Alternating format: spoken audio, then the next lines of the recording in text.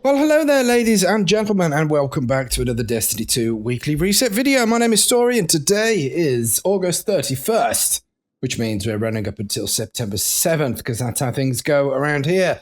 Apologies for there being an absence of weekly reset last week here on Planet Destiny, but all of us were just too busy playing Destiny. The new season is upon us, and we're into our second reset now, so let's have a look at what we've got to do.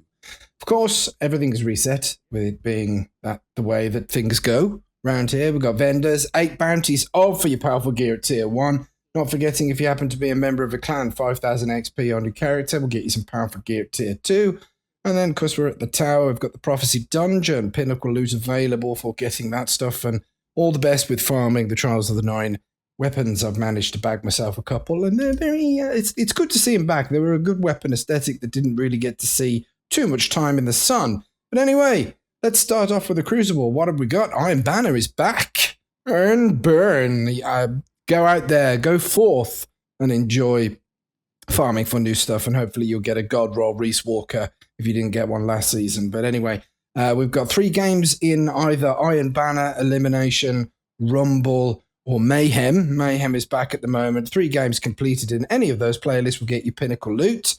Oh, and of course, Control. I missed an outlook. Then we've got the Glory Survival, of course, 7 wins, powerful gear at tier 1 available for that. Oh, and not forgetting, if you're new to the game, freelance playlists for both Iron Banner and Survival as well, so you won't match any stacks or teams.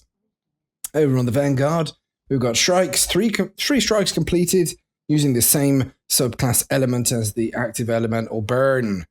That will get you some pinnacle loot if you do that. We've got our battlegrounds there. You get some powerful legacy gear every 3 battlegrounds completed, and that goes up to 9 in total. Then we've got our Nightfall this week. It happens to be Lake of Shadows, so you can enjoy that. We've got 2 weekly challenges. The first being to just complete the Nightfall a few times. The higher difficulties grant the more efficient progress. Powerful gear available for that. And then we've got pinnacle loot available for a team score above 100,000 points. Nice. Then we've got Gambit. Of course, 3 games completed will get you your weekly pinnacle. Isn't that fab? And then over on Europa, we've got other business as well. Not forgetting them, we've got our Safeguard business, our simulation stuff. Pinnacle loot available for that. We've got Varix here. 8 bounties off for your powerful gear and 100 stasis defeats off of Europa. Then we've got our Empire Hunt, which this week is the Technocrat. 2 challenges available for that. Powerful gear at tier 1. For completing 2 hunts, pinnacle loot available for completing the master difficulty version. Isn't that fabulous? We've got powerful gear at tier 3 back on the Deep Stone Crypt as well. And speaking of other raids, we've got the Vault of Glass, which is pinnacle loot available as well there. You know you love it. Over at the Helm, we've got plenty of things to do. We've still got our override missions for powerful legacy gear now, being as that's a season old. But over at the Shattered Realm, we've got some pinnacle loot available for 4 champions defeated as well there. So there's plenty of stuff to do in the game at the moment. Not forgetting our exotic missions. We've got the Harbinger, pinnacle loot available for completing that. And over on the Tangled Shore, we've got the same deal with the Presage for the Dead Man's Tale. Do we still get rewards for expunges? I don't think we do anymore, do we? It's all so new still, but yeah, there's a weekly expunge mission, but no exact loot for that. So anyway, we'll wrap up the video now by having a look at the Eververse store. While that's booting up there, we've still got the raid challenges, copies of copies, and 0 to 100. Dreaming City is on Curse Week 3, and the special Dibbler, the Ascendant Challenge, has now been renamed to the Special Dibbler, and that's at Aphelios Rest. Nightmare Hunts, you got Isolation, Rage, and Servitude as well. But this is that stuff for Eververse. How's about that? Rochambeau? Do I pronounce it like that? Look at that. That could be interesting. We've got the Queen's Guard weapon ornament for Chaperone. Isn't that fab? Wanderer's wings, and in a ring, ding, ding, ding.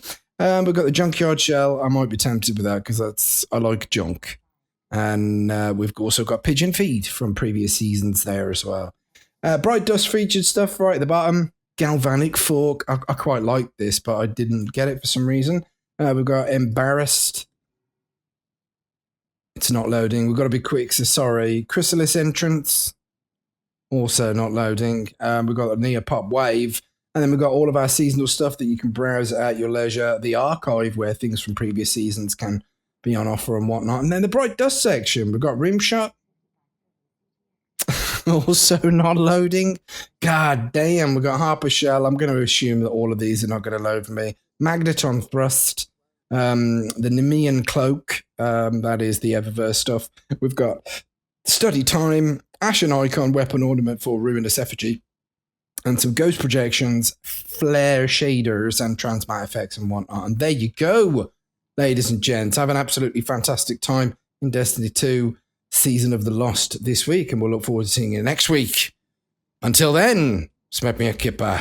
I will be back for breakfast.